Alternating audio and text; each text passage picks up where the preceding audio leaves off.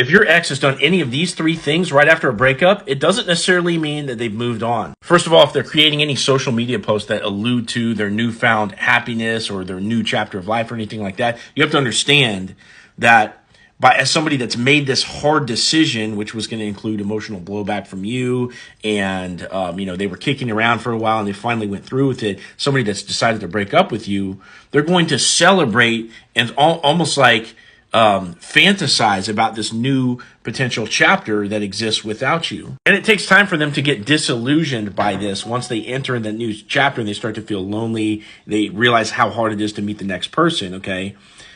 These posts of excitement in the beginning are not indicative of them moving on. And one thing you have to remember is that people post on social media what they want other people to see.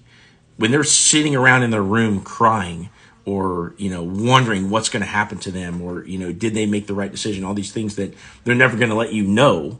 They're not making a post about that on social media. And the next one's pretty obvious, but if they start seeing somebody right away, okay, that is not an intentional choice where they wrote down all the qualities that they were looking for in their partner on a piece of paper, and that they painstakingly sought out and went on dates and, like filtered people out and all this kind of stuff. No, that is a knee-jerk response to being single. And so if they're choosing somebody right away, God forbid they enter in an exclusive relationship. But even if they're talking to or dating somebody right away, understand that that is not this deep-seated intentional choice that they made. So they are not moving on to like the next love of their lives, so quickly. New relationships are really, really volatile, and there's all these things that can happen in terms of one person chasing too hard, people losing interest, all these things, let alone incompatibilities due to lack of shared values, which gets discovered over time. And the last thing is, if they block you, a lot of times people take this seriously, like, oh, they're blocking me, they must be moving on.